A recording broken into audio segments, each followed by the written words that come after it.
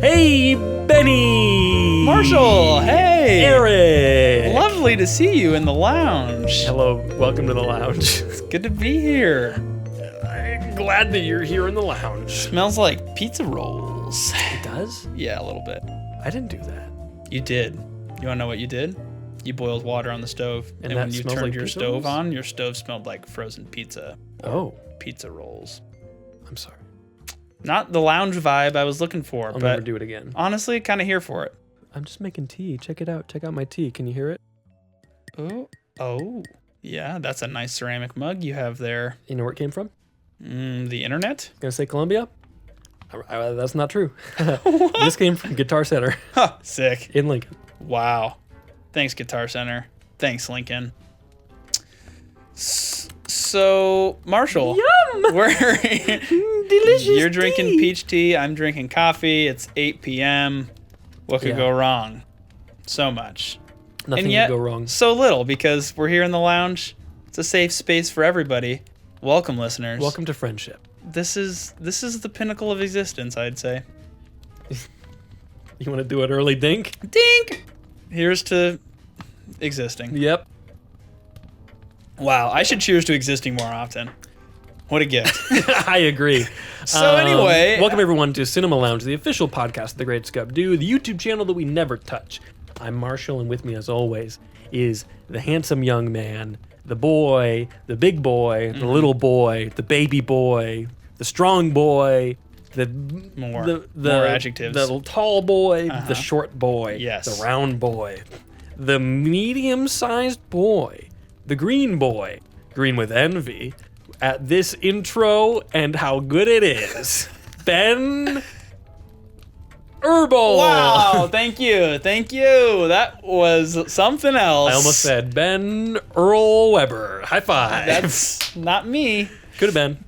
It could have been until Shift one butterfly to the left.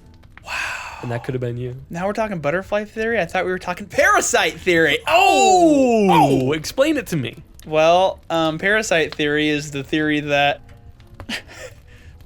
poor people feed off of the rich people. But also the rich people are bad too. Or, yeah, do they feed off the poor people? Whoa. That's the question. We're getting classy up in the cinema lounge this week, everybody. Yeah. And by that, I mean we're talking about class systems.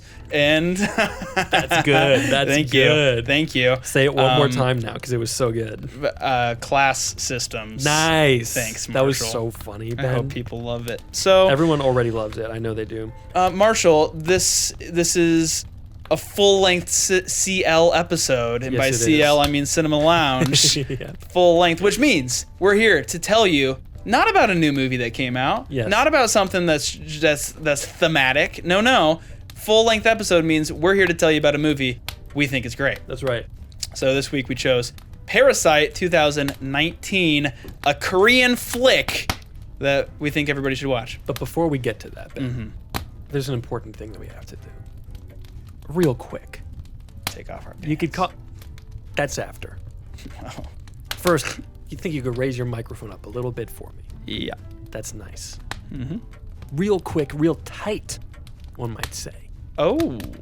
We gotta do some tight news. Tight news! Tight news! It's time for tight news. Marshall, Play the tight news theme song? play the tight news theme song.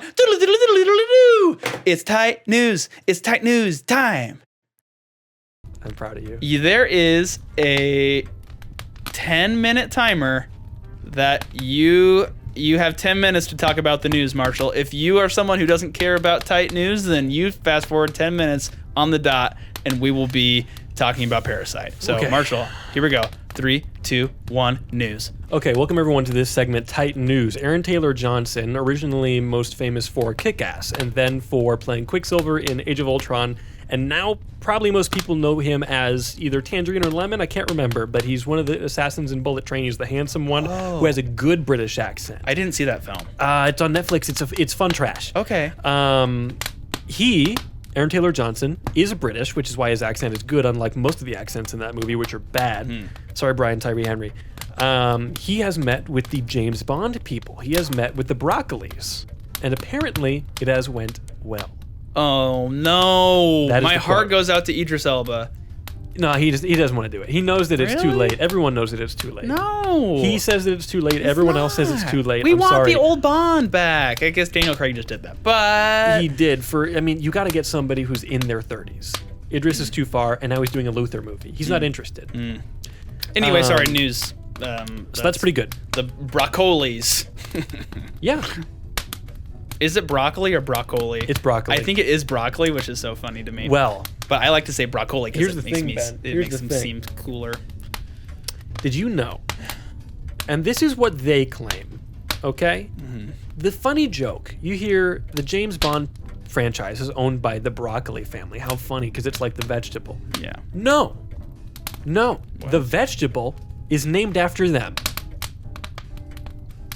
Did you know this? Is my silence conveying my mind blown? Did their family cultivate it? I don't know. They claim Yeah. that broccoli Yeah. is named after them and not the other I'm way pretty around. sure it was like an invented genetically modified plant, but they're like an Italian old school. dynasty, Yeah, old so- school genetically modified. I I think believe it's it. in the Brussels sprout family, right? Or some shiz. Anyway, I don't remember. Someone can Google it. Okay, cool. Someone can Google it. Next piece of tight news. How do you rate that tight news? Yes or no? 2 Good. minutes have passed. Next piece of tight news is there's actually been an update on this one since I wrote this down, and I know the update, which is good. Gladiator 2 is in development. What? Yeah, What's with Hollywood and freaking series? it's really dumb. It is casting as well. Not only is it casting, but we now have our lead, which is what I don't have here, but I remember, I believe, Paul Mescal, who is just really famous all of a sudden, out of nowhere. I've never heard of this guy Ugh. until now. He was Okay. just in After Sun, which is supposed to be really, really, really good. He looks hot on this cover of GQ. Yes, look up Paul Mescal Gladiator 2. He's playing somebody's son, but obviously not Maximus's son Okay. because he's dead. That's the whole point of the movie. and Ridley Scott's doing it again? Yes. That's fun. Hurry. Hurry, this is tight news. Looks to return to the Coliseum to continue. Paul Mescal is in negotiations to the lead Paramount sequel Oscar with Scott returning as the director. What? It doesn't tell me. All right, well, who cares? He's going to be in it. Okay. That's what I am aware of, is that he was cast. Next piece of tight news, 1899, critically acclaimed, very loved series. First season just came out on Netflix. The same people who made Dark. Netflix canceled it, Oh yeah. Okay. which is just people freaked out about this one About it because being it was canceled? wildly popular. Dark. Yes. No, not Dark. Dark finished. This is the people who made Dark. Oh. Okay. They did this series, 1899. It was very popular, Oh. and they canceled it. Nice. Netflix. So here is the subheading that I have. From Peter Klein's. This is a guy who knows things, apparently. I've seen a few folks. How much time do I have? 6 minutes. Okay, great.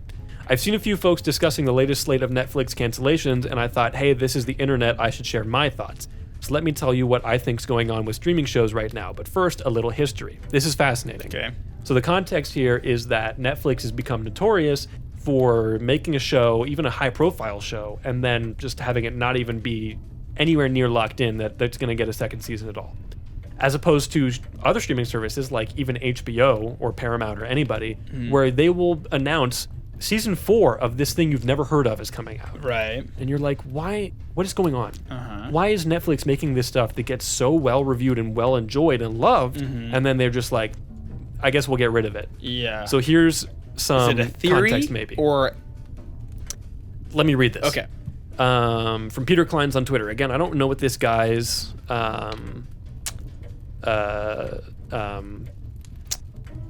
what's the word I'm looking for? What his bona fides are, but His credentials. yes. But this is what he says. Back in ye olden broadcast times, creative folks in television made a lot of their money on the back end, what publishing folks now call the long tail. Sure, you got paid for that episode, but you also got paid the first time the network aired it, and also when it got replayed later in the season, reruns. And the big dream was syndication, which is just, the show going over and over and over again, invented by I Love Lucy and Desilu. And the big dream was syndication, when you'd make nonstop money. Okay, not tons of it, but with syndication, those pennies could add up. These are residuals. Actors get them, and writers and directors, even the crew. Yeah, IATSE, I don't remember what that stands for. That's some organization. Crew members got residuals. The biggest ones, really, which tends to come as a shock to many folks. Oh, they got the biggest residuals. That's why they had that amazing healthcare plan for so many years. It was funded by their residuals. So anyway, back around 2006-ish, many folks noticed their residual checks were shrinking a lot because episodes weren't getting rerun and things weren't getting into syndication. Why not? Because the studios were streaming them instead. Miss an episode, watch it online. Hang on, said creative folks. Where's our cut? You don't get a cut, said the studios. Check your contracts, nothing about the internet in there. Well, let's put it in the contracts. Haha, no. And thus, the Writers Guild strike of 2007 to 2008. One of the greatest times for late-night television. If you want to see some of the best Conan clips of all time, look up Conan and the Writers' Strike, because they just had to do anything they could think of. It's hilarious. Hold on. How much time? 3 minutes. You're kidding. No, go. Oh my gosh. Much has been said about this. Some of it by me, blah, blah, blah. He's an entertainment journalist. WGA struck new streaming contracts, et cetera, et cetera. The strike was overall successful. New terms came standard for streaming residuals with one catch. And I think that catch, that concession, is what's shaping a lot of streaming decisions right now. In negotiations in studios, the studios kept insisting they weren't sure streaming would make money, even though, for example, NBC was going to the Consumer Electronics Show in Las Vegas and saying they expected to make $1 billion in online revenue that year. They insisted the creative folks agreed to a free window. For a set number of days, any network can stream a show, and not pay any residuals. This would let them recoup costs in the uncertain world of the internet. Once the window's passed, residuals would flow at the agreed rates. The window, 24 days from new shows, 17 for established shows. Many networks can stream a brand new show for 3.5 weeks and pocket every single cent of revenue they earn from it. Does this time frame sound a bit familiar? Do you ever wonder why so many network sites, they'd show you the latest episode, maybe the previous 3, but then you have to sign up and pay? It's so they don't have to pay residuals. As long as you're watching in that 24-day window, they don't have to share a penny. Sounds like a model that would really benefit from you binging a lot of episodes in the first week or two. So when you look at the way that HBO works, the way that Disney works, that Paramount works, all of these are not networks that release a season at a time. Yeah. They do weekly event television. Netflix is always been known for the binging thing. Yeah. They have done a few weekly releases, but they are always doing the binging thing. So that's fascinating to me, and I think that brings a lot of clarity. It still sucks, and it continues to happen, which is really stupid. How much time? 1.5 minutes. Oh my gosh. Michael Giacchino, who just directed... Oh, wait, sorry. Peter Clines, I did some background research really quick. He is an author, and he worked for like 15 years in the props industry. There you go. Thanks. Go. Michael Giacchino, who just directed Werewolf by Night for Marvel and is one of the greatest film composers of all time, did the Batman, Spider-Man, No Way Home, Up, all kinds of things, is now directing a Them movie for Warner Brothers, the classic horror movie with giant ants. Cool. How fun is that? Sick. Production on Francis Ford Coppola's Megalopolis is an absolute mess. Coppola fired almost the entire visual effects team, with the production designer and supervising art director resigning. That's unfortunate. Coppola tried to use virtual production technology, the volume, but the approach was too costly, so they're pivoting to green screen. Coppola is self-financing the $120 million film, but the budget is expected to increase even more. Important. Michael Bay has been charged with killing a pigeon in Italy in 2018. Bay denies the allegations. I am a well-known animal lover and major animal activist. The Golden Globes happened. Golden Globes results. How much time? 20 seconds. Oh my gosh. The Fabelmans won Best Drama. Austin Butler won Best Actor in a Drama for Elvis. Kate Blanchett won for Tar. Ke Huy Quan won Best Supporting for Everything Everywhere All at Once. 5, Drama TV is House 4, of the Dragon. Michelle Yeoh 3, won for Everything 2, Everywhere All at Once. 1. Angela Bassett, Black Panther.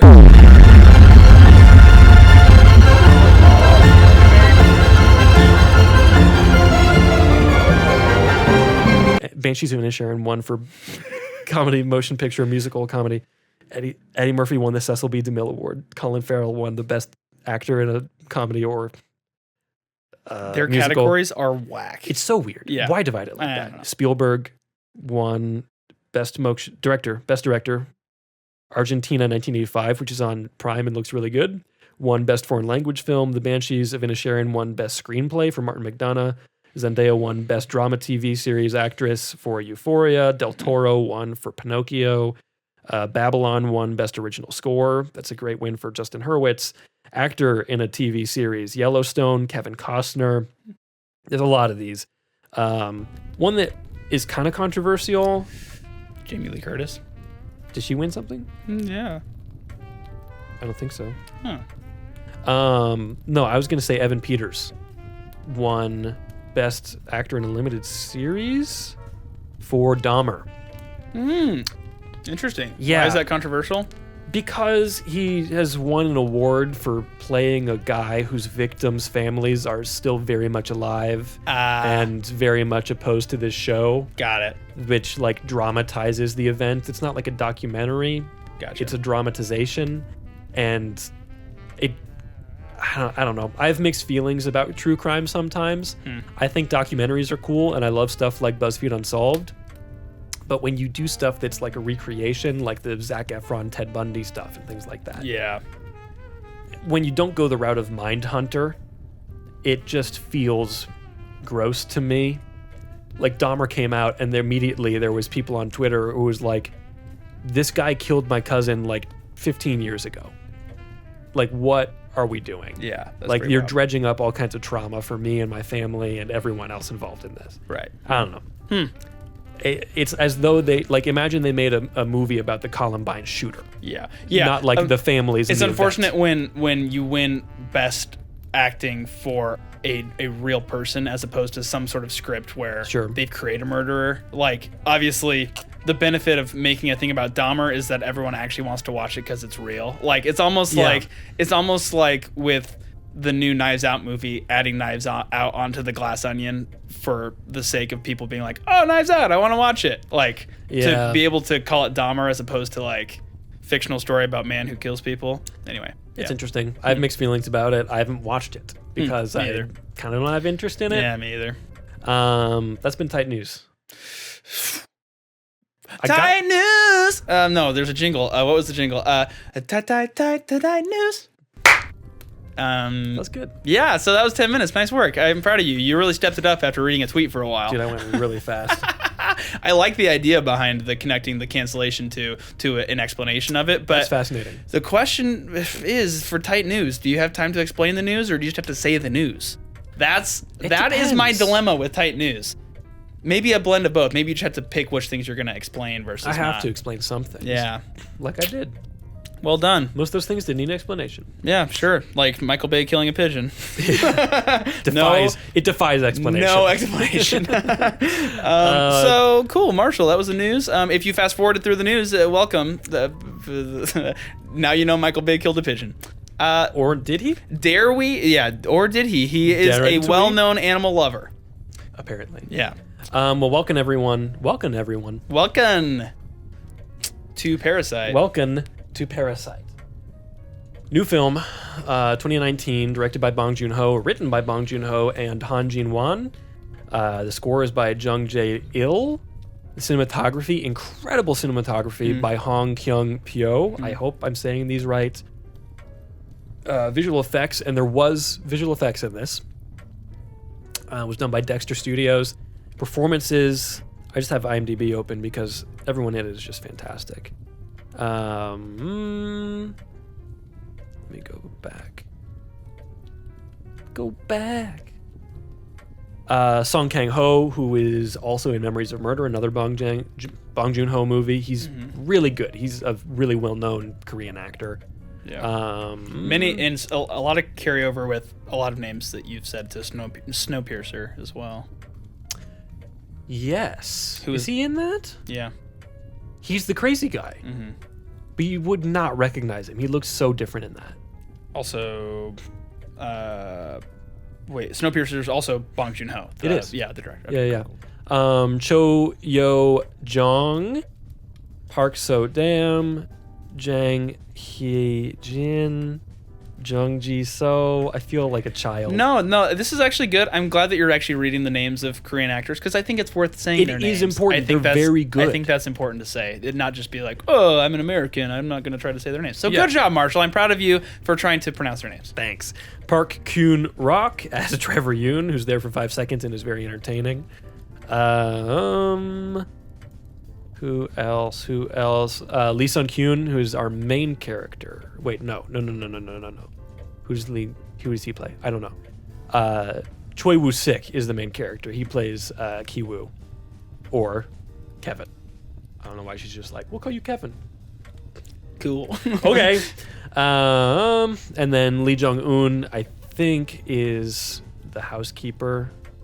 It's kind of hard to know sometimes. I wish that I was better at recognizing people. Yeah, it's okay. But they're all very good. Everyone is fantastic in this. Welcome to Parasite. Yeah. So, Parasite, Marshall, for those of you who haven't seen it, let's give a little bit of no spoilers for a wee bit. Yes. And then we'll give a spoiler warning and dive into the spoilers. Here's the synopsis. Yeah, give us the synopsis, yeah. Greed and class discrimination threaten the newly formed symbiotic, some would say symbiotic, relationship between the wealthy Park family and the destitute Kim clan. And that's where we start. Ben, say something. Anything. Say something, say anything. Say something. Sure. I'm giving up on you. Okay, great. Oh, did you know I sang that song for a talent show once with my brother where I put on a wig and we said it was a song of brotherly love? We didn't make it into the talent show. What? It was a disaster. Yeah, embarrassing. I know. I started laughing so hard that we couldn't finish the song. Say something. Okay. I would have finished it.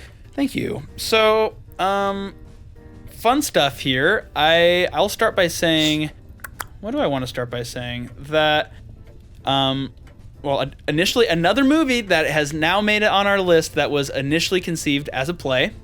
Really? Yep, initially conceived as a play. Two halves, which the halfway point, very clear there is a drop. switch, which is interesting because this movie does so many things. It starts off as a comedy drama, and about halfway makes a shift into hard turn into thriller. Thriller, kind of horror. Thriller, horror, and like tragedy. Yeah. No doubt. Yeah. So if you pick up on that there's like a very clear switch, initially conceived, as a play. So super fun. Well, it makes sense because it's all in the house for the most part. Yep. That's fascinating. Pretty sweet. Man, I love movies that were written as plays. They keep or that popping up. Feels like literature, you know? I love that feeling. Huh. Yeah, neato. Thanks for telling me. Yeah, you bet. This movie does so many things so seamlessly, and it is crazy to me that it doesn't feel more contrived at points. Yeah. The story also continues to move in a really engaging way. Everything feels purposeful. Everything feels scripted, but not to the point of overdoing it. It doesn't feel like their plans feel believable. It doesn't feel like the director's like, oh, look at this thing. Look at this thing. I want you to look at this thing. Like, it all feels purposeful. The movie doesn't wander. Maybe I'm feeling this coming off of Avatar 2, where there's quite a bit of time in the middle where you're like, why are we doing cool, this? Okay, I'm watching cool underwater stuff. Swimming with this whale is cool, I guess. Yeah. So everything feels placed. Yeah. And I don't understand how it moves between all those different things in a convincing way. It's crazy. Also, obviously, you'll watch this movie if you haven't watched it yet, and at the end, I think there's great conversation to be had with whoever you watched it with. Yeah. I'm a fan of this movie watching it with people as opposed to watching it on your own. Because of that, I loved the conversation. Leaving the movie theater in 2019, lots of conversation. And then when I have rewatched this movie, it has been when I've said to somebody, like, have you seen it yet? Oh, great, let's watch it tonight. We're looking for a thing to watch. Yeah. Because being able to talk about metaphor, symbolism, messaging in the movie. Metaphorical. Radical. Yeah. Is really fun. So this movie did end up winning. I guess actually the director won Best Director. Yeah. Bong Joon-ho won Best Director. Did it win Best Writing? He won 3. Recall. There's this iconic picture of him holding 3 Oscars. I have it here. Okay, Hold on. cool. So, and he was the first foreign. Oh, it won 4. Oh, what did it win? Tell us. It won Best Original Screenplay, Okay.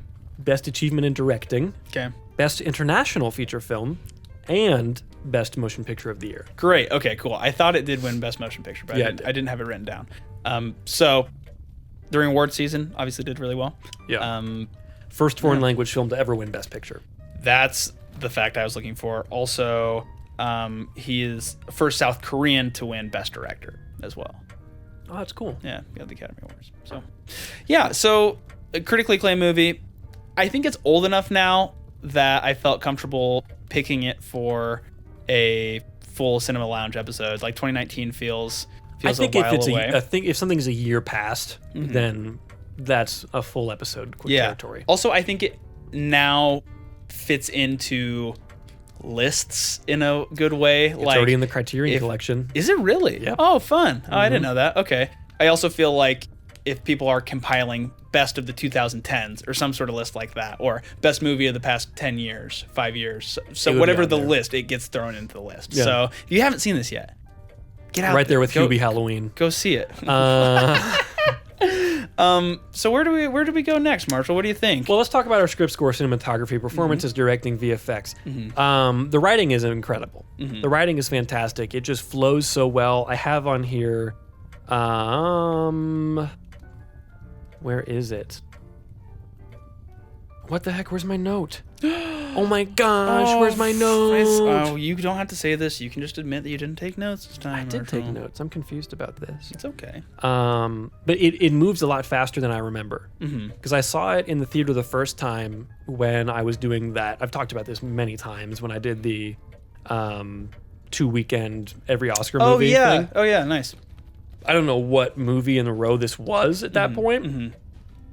But I had been watching a lot of movies or was watching this for the first part in the day. I don't know.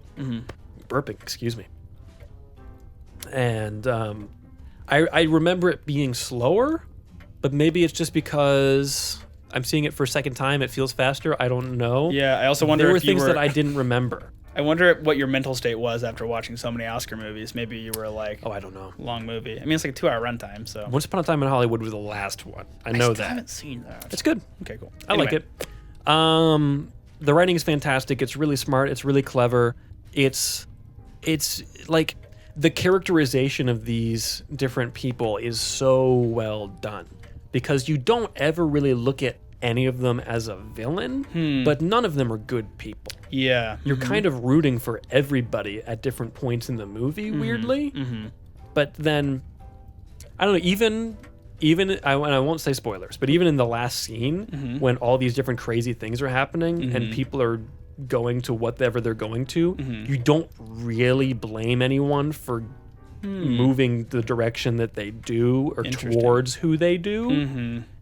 When it could be very easy for this group is the bad guys or this group is the bad guys. Yeah. And I think there's a lot of nuance to that conversation. Sure. And I think that's the tragedy in the end is I grieve. I feel sad for almost everybody in the situation. Yes.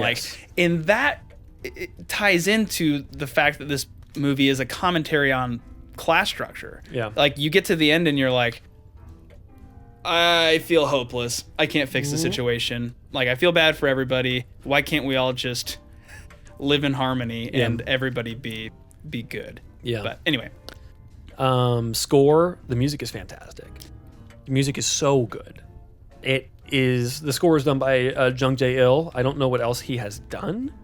I can try to look it real quick. Bing gong do do dee do do do do. This is my song I sing when I'm looking for things. Also Snoop music.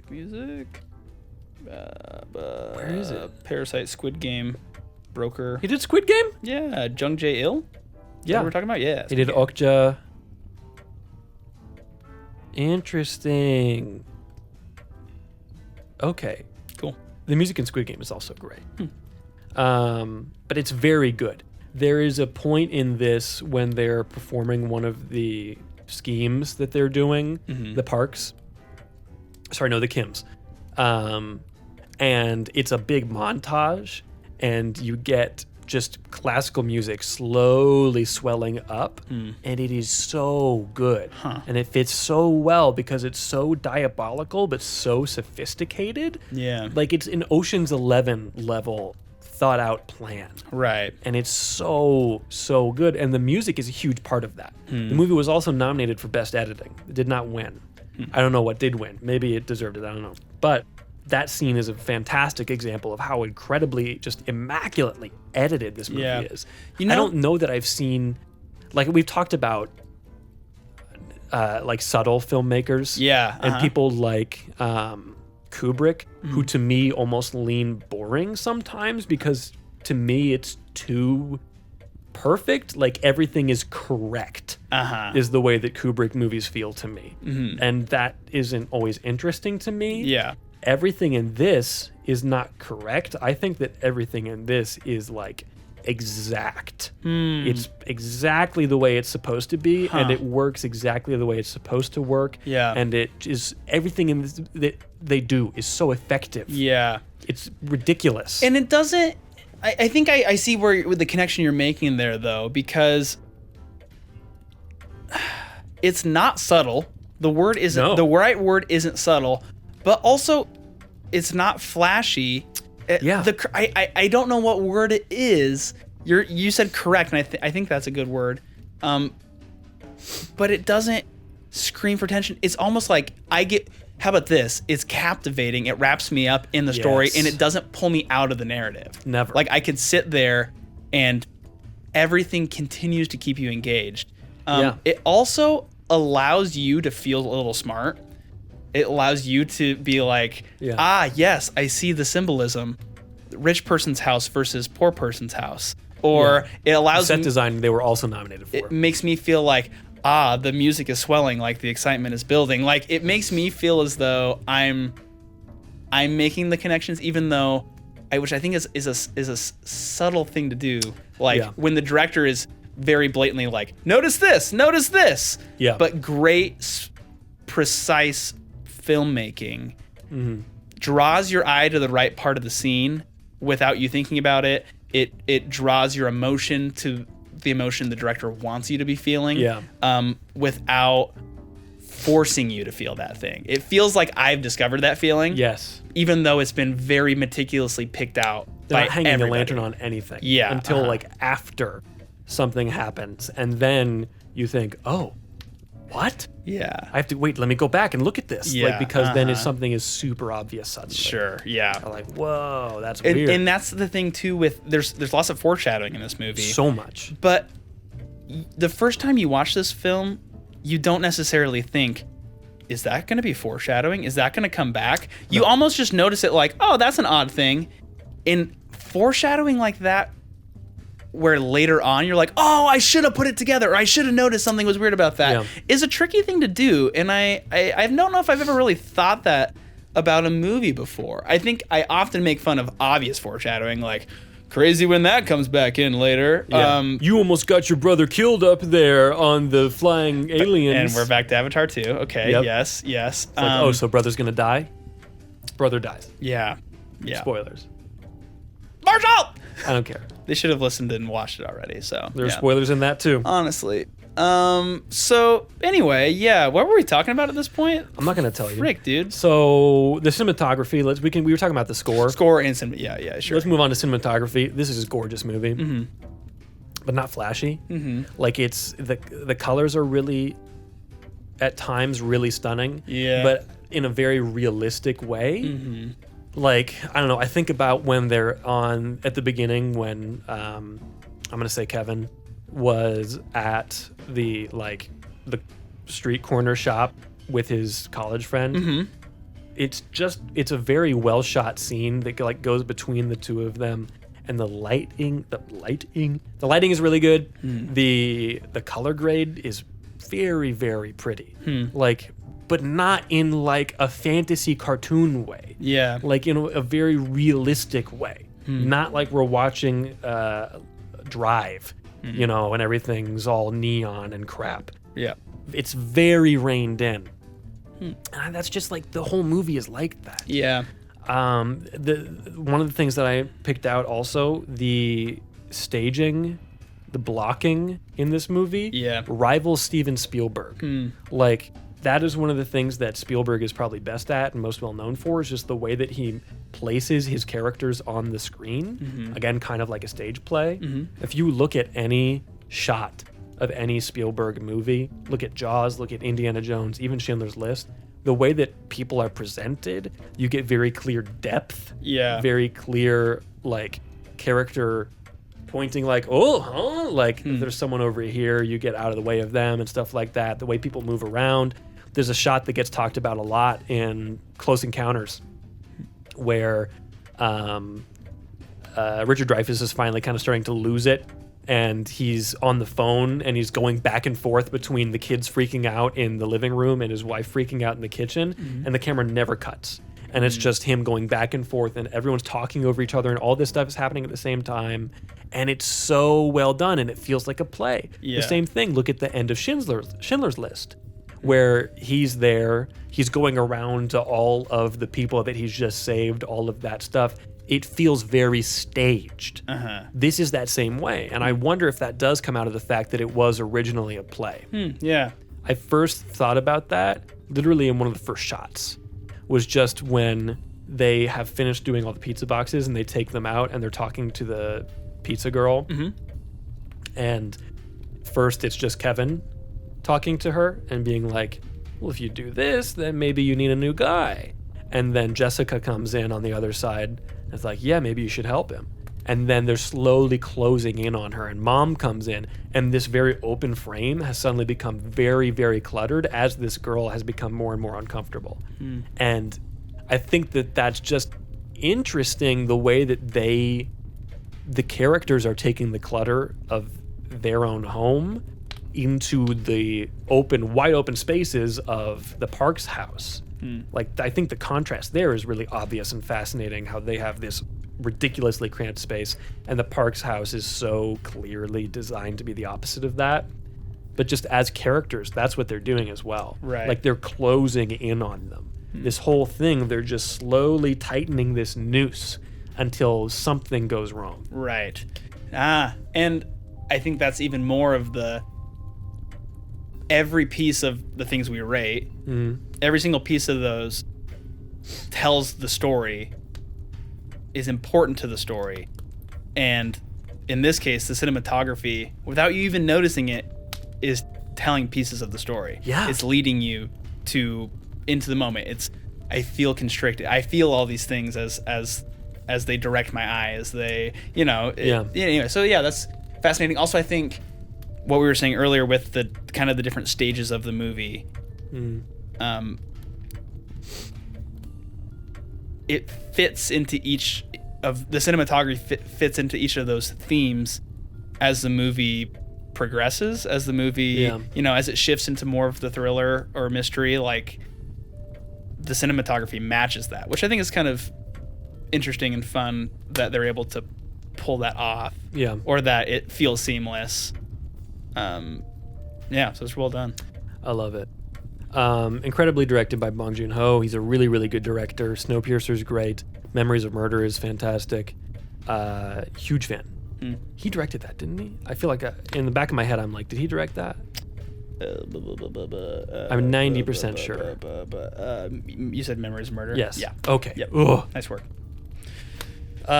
Visual effects done by Dexter Studios. Can you guess? There is one major effect that is happening pretty much constantly. Can you guess what it is? This is kind of a spoiler. If I don't want to guess something that's a spoiler. No. Well, an effect that's happening constantly. Yeah. The flickering light.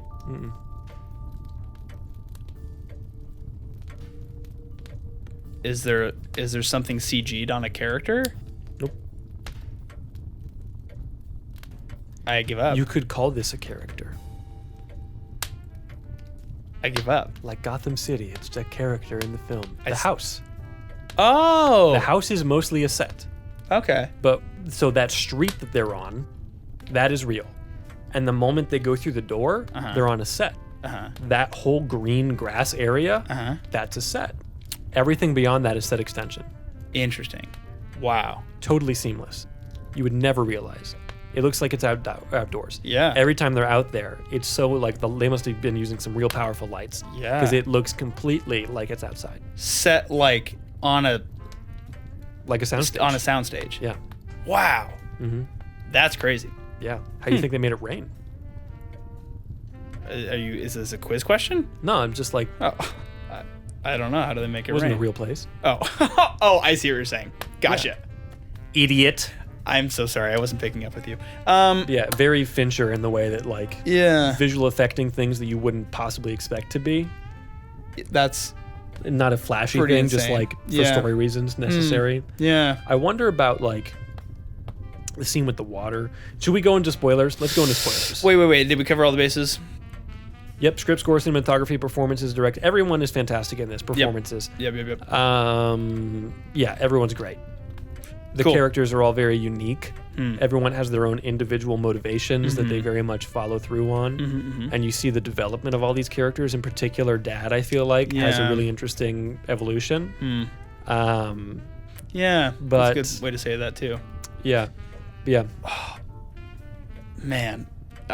Also, you're just so invested in the story the entire time. Yeah. Like, holy cow. Like, without it being...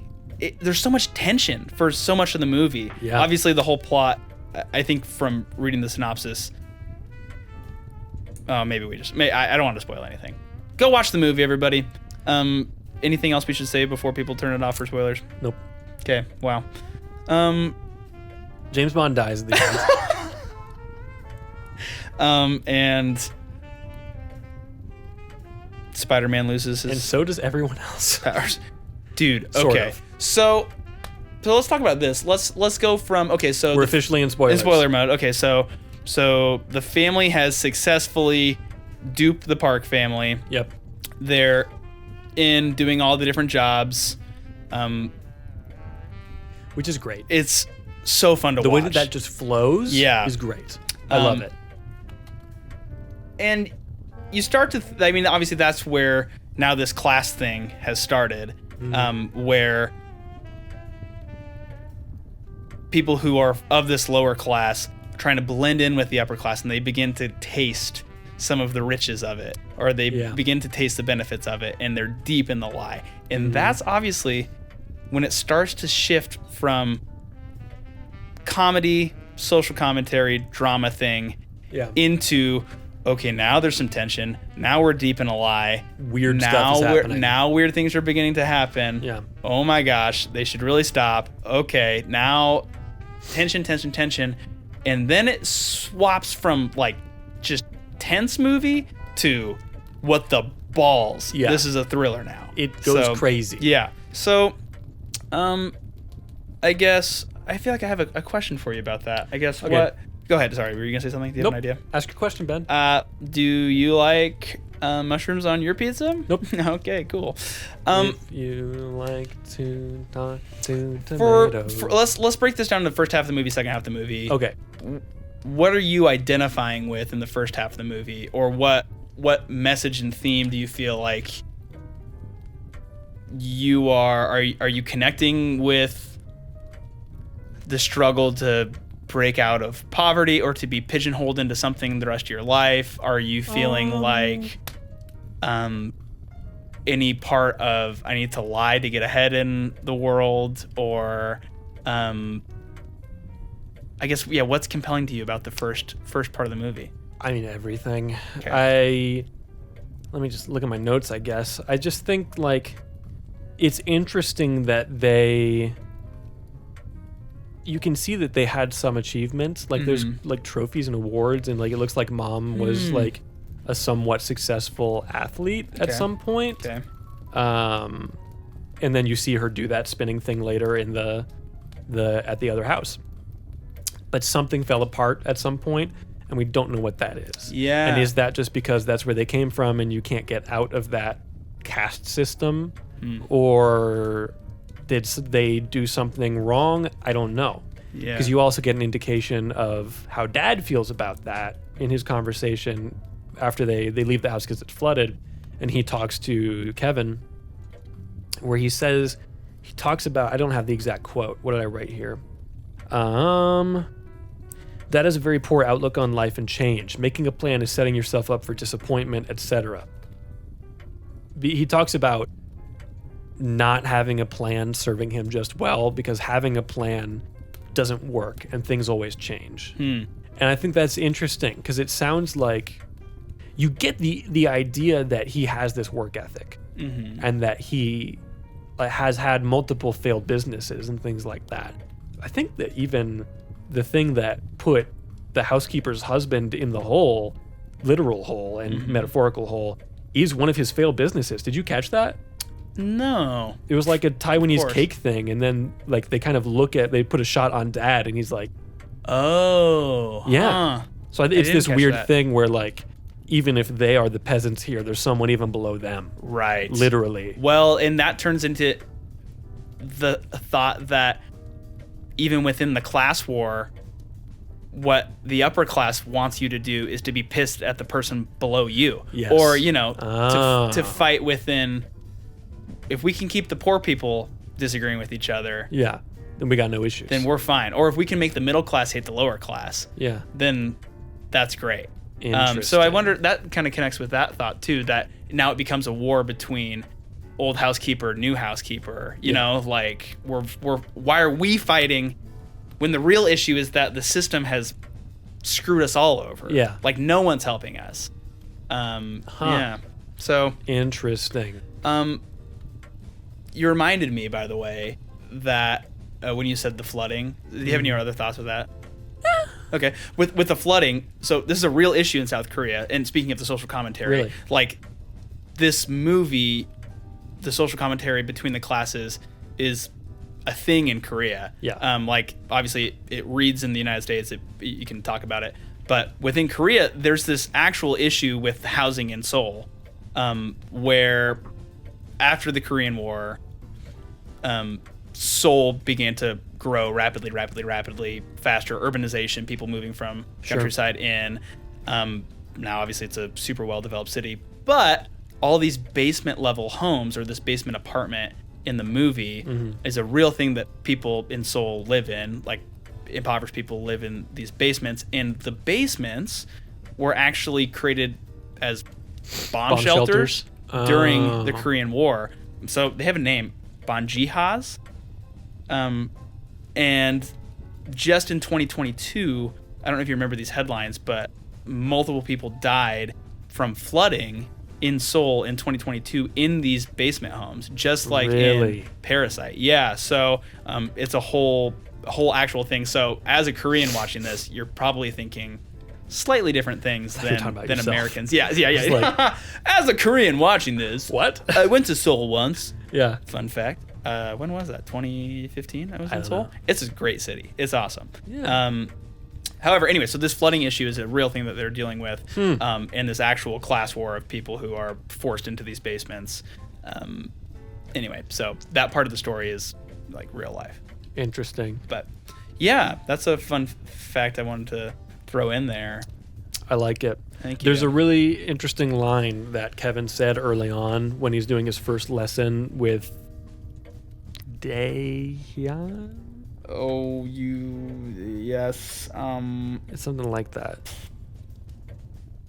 I'm so bad at remembering the names, my friend. I I'm so know. sorry. Don't the park girl. Yes, the daughter. Okay. He talks about how like the heart doesn't lie, like, oh, your heart rate's up because of the exams or whatever. Says the heart doesn't lie. An exam is like slashing through the jungle. Lose that momentum and you're finished. The answer to number 24, I don't care. Slashing through the exam, dominating it. That's all I care about.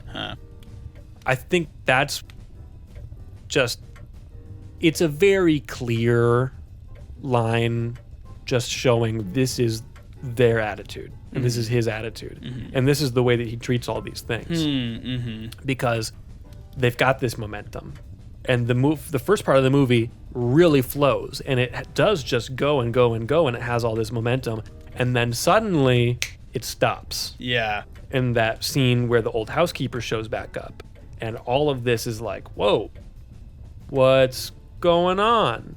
And you get the idea here that Kevin just like, we got to keep moving. Let's keep the con going. We got to keep rolling. He doesn't care about the answer to this weird issue. He's got to keep moving and keep the momentum going. And the moment they lose that momentum, it is when they all fall apart. That's when everything starts to unravel. Yeah, sure. Which is fascinating.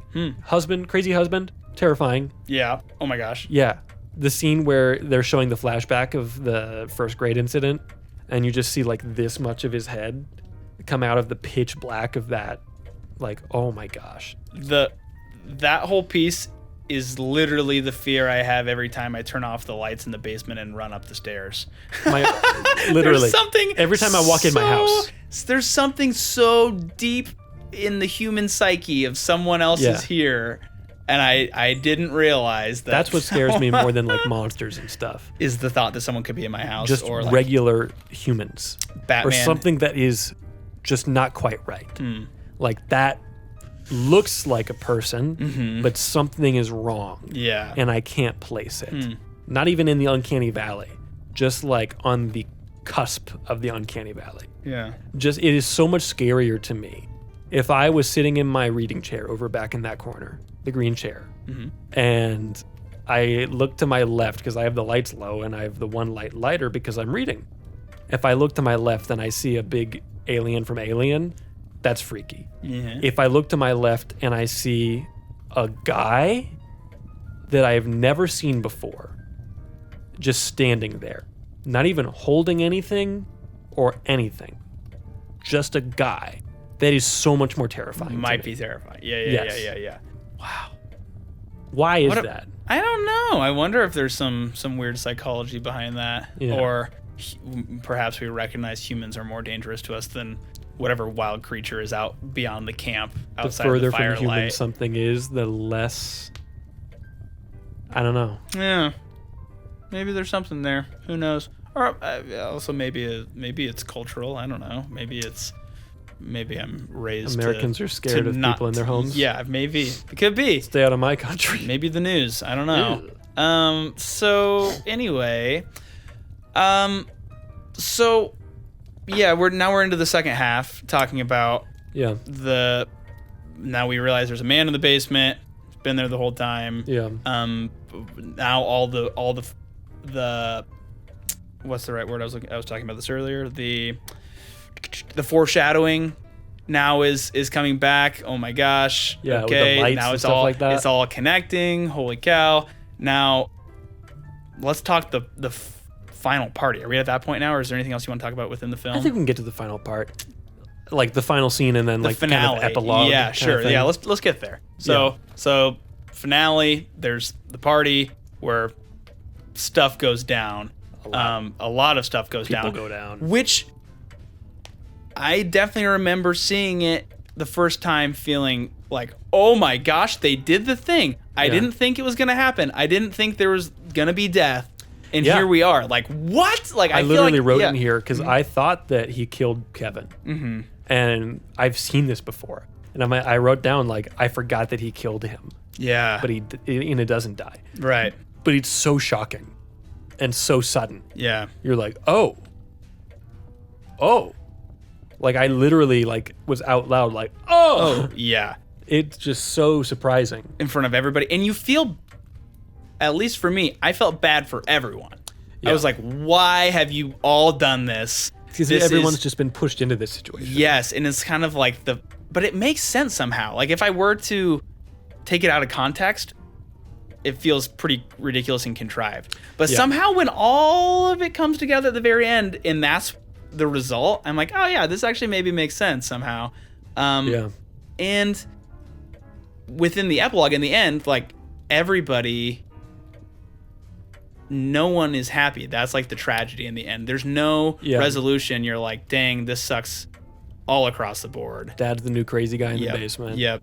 Mom is sad because daughter's dead and dad is missing. Yep. Son is sad because he has this dream to buy the house and save everyone and everything, but just it's never gonna happen. Also, like, traumatic brain injury. Probably. Like, yeah. Maybe. So the whole thing is just effed up. Yeah. And I wrote down a quote here from Bong Joon-ho. that The said, only thing to fear is fear itself. yes, FDR. And the man in your basement. Mm-hmm. Is that FDR? Is that FDR or Churchill? Yeah, I think it's FDR. The only thing to fear is fear itself. I was thinking Roosevelt. That's what I said. Other Roosevelt. Oh. Maybe that's why. They're all name. related. They're all the same. Okay, here's the quote.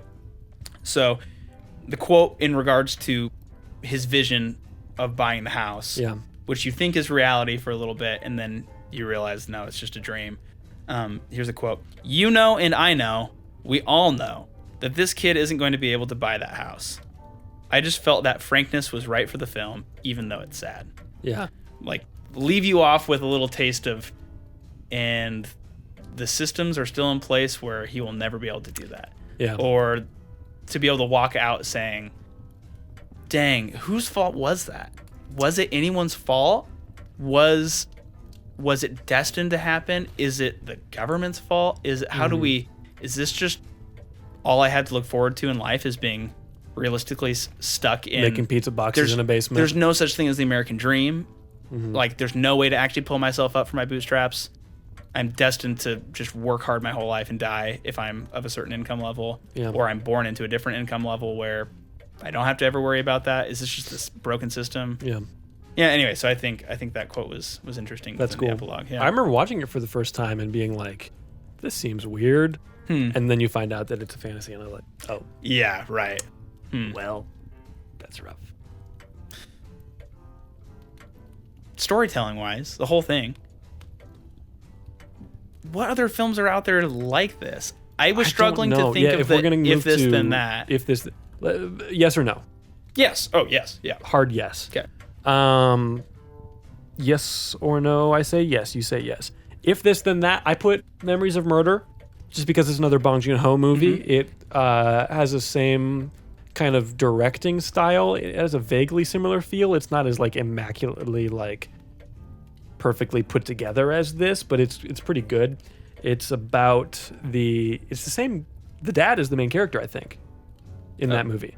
Really? I haven't seen it, so it's good. It's a true story. Cool. Based on a true story about the first serial killer in South Korea. Ah, interesting. Yeah, it's very good. So that's worth watching. I really don't know what else I would suggest. The dad is the detective. Yes. Okay, got it. Cool. I don't know what else I would suggest. Right? Like, how do you, when it covers this many categories, and I hate to say that about Shutter Island a little bit? Is it cliche? Yeah, I guess so. Minus a lot of it. Well, there's some twists. Yeah, I don't know. It's just so one of a kind, I feel like. I don't know if I've seen anything like it. I'm sure there's some real movie expert out there that could have a recommendation for you. Does IMDb recommend anything fun for you? That's a good question. Probably. It's probably worth watching the other Bong Joon-ho movies that has been made. Or perhaps, like, maybe this could be you're into appreciating some more Korean cinema? Yeah. Memories of Murder would be that. Seven is on this list here. Shutter Island is suggested. More like this: Joker, Inception, Fight Club. Oh, Fight Club I could maybe see. I don't like Fight Club. Okay. I think Joker is terrible. Have you read the book for Fight Club? No. The book is probably actually good and not terrible. Huh. Yeah, Best I don't get it. I don't really movies. see a lot of these as they have Shutter Island on this list. Huh. Well, here's a list of the best Korean movies of all time. Okay, here we go, listeners. This is what you need. Number 1, The Housemaid. A favorite of Bong Joon-ho. This crime flick is a strong shout for being Korea's greatest film ever. Director Kim Ki-young's own inspiration came from flicking through a newspaper and stumbling on the story of a family thrown into chaos by the arrival of a domestic helper, the housemaid. Played with a mix of coolness and heat by Lee Yoon-shim, is the agent of chaos in his take on the tale, an intoxicating watch that tackles class, sexual allure, and family dynamics in a way that will be very familiar to Parasite fans. Cool. Interesting. Did you know, I just remember this, and I should have included it earlier, that Bong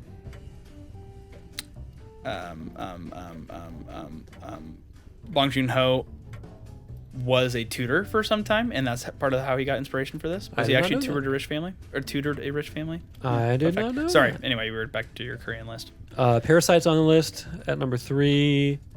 Memories of Murder. He looks so different when he was a young man. Peppermint Candy. Save the Green Planet looks weird and cool. Whispering Corridors. I want to watch all of these. Joint Security Area. The captivating DMZ Mystery, the country's highest grossing film of all time when it came out, and one of the first to portray North Korean characters in a sympathetic light. It was a breakthrough for director Park Chan-wook, who's great. There are echoes of The Silence of the Lambs in its gripping procedural narrative as an army major investigates a fatal incident involving opposing guards on the border.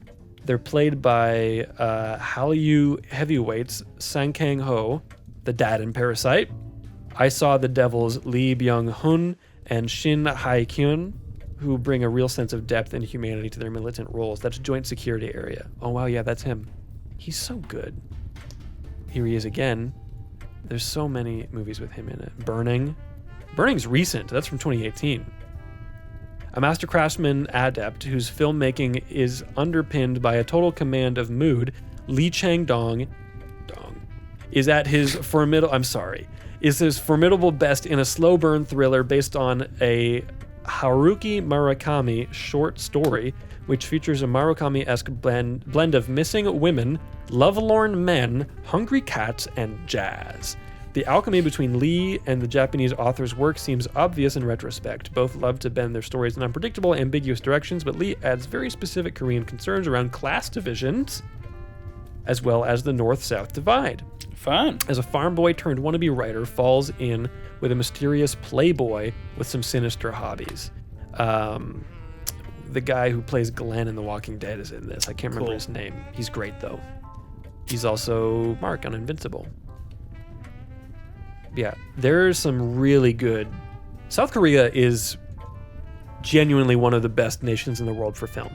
Like, there's so many great South Korean movies. Old Boy is another classic that kind of created the iconic hallway fight scene. There's an American remake with Josh Brolin that's not good at all. Shoot. Did Battle Royale come out of Handmaiden? IDK. Train to Busan is one of the best zombie movies ever made. Worth watching. Well, cool. Marshall, this might be a perfect film. Escape from Mogadishu. It's cool. This is a good movie. Watch it. Watch Escape from Mogadishu. Okay. That's all I'm gonna say. Okay. Yeah. Neato. Parasite. We said yes. I think it might be on my list of perfect films. Whoa. I know I haven't really talked about my list because I don't really have a list like you do. I'm on the borderline of putting it there. Really? I don't know why I'm being held back. Something though. Maybe I'm racist. Because it's not in English? Yeah, I was gonna say, dude. Sheesh. Sometimes... Is it because do you feel like it's just like not timeless? It's not rewatchably timeless? I don't know. It's very close to being on that list, but for some reason I'm holding it back. I don't think it's the type of movie that I want to hold in my heart. The cunning warrior attacks neither body nor mind. Tell me how! The heart, Osborne. First, we attack his heart. It's one of my favorite films. Yes. I feel like I'm not edgy enough for that. I feel like my perfect movies also are things that I would rewatch 100 times. I would rewatch Raiders a million times. I have. Budapest, same thing. We should really make a website with our favorite films on it. I want to make the website. Maybe with my slightly higher money, I will be able to do that. Doink! All right, well, we could just have Chat GPT write it for us. I refuse. Okay. Thanks everyone for listening to the episode, watching the episode. Crepes for watching. Listeners for listening. Thanks Eric for listening to the episode or watching it. And make sure to check out all the links. I have been made aware that you can't actually click on the links in the Spotify description. That means someone tried to click on them. That's nice. Well, it was Laura. Oh. But you can't actually click on the links. They're just text. So copy paste. You also can't copy and paste it. Like you can't highlight it. Oh. I don't know. So I'm gonna make a link tree and have that on the Instagram. So you can go to Cinema Lounge Pod, go to the Instagram, find it all there. It'll still all be on the descriptions because I don't know about other podcasters. We like a nice tease. We like to show you something you can't have. I like delicious tea. I just don't know if that's a Spotify thing or if other podcasters are having that problem or not. You keep looking over there. What's wrong? I just keep looking at myself in the video feed. You look just as bad over there as you do over here. I just. But yeah, check us out on Instagram at Cinema Lounge Pod. You can email us at cinemalounge@gmail.com. You can go to the Discord. You can go to Facebook now, too. Cinema Lounge on Facebook. Wow, boomer. You said the exact same thing last time. Did I really? You're the same person now as you have always been. All the different things. If you want to get in contact with the show, talk to the show, you can find us at Cinema Lounge Pod on Instagram, on Facebook now as well. What? Yep, it's there now too. Wow, I'm consistent. That's a first. All the different places. Check us out. Share it with your friends. If you like the episode, give it a like. Review the show, and we will read your review if it's on a platform that we can read it. iTunes, I know, does that. Spotify, I think you just give it stars. Unless it's not family friendly, in which case we won't read the review. We'll just bleep or something. I don't know. Yeah. But yeah, thanks again for listening to the episode. Share it. Find an episode you really love. Next episode is going to be Glass Onion. It's going to be the second episode of Cinema Lounge Presents, or whatever we're going to call it. And we're going to talk about Glass Onion.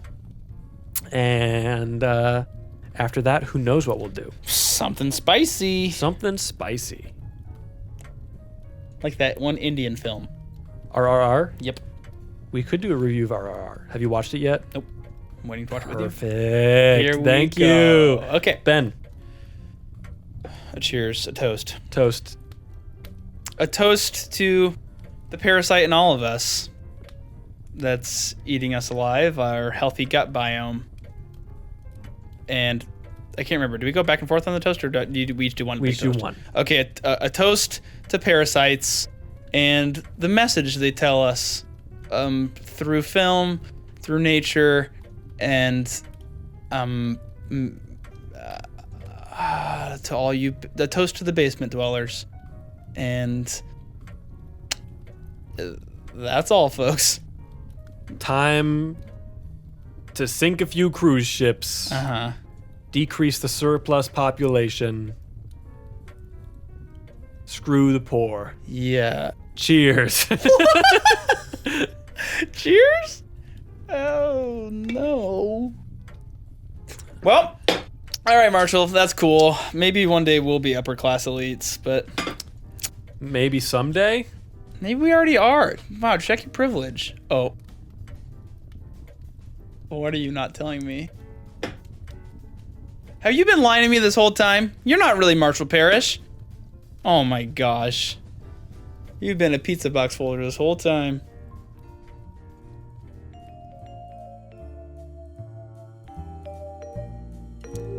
I've been Marshall. I've been Ben.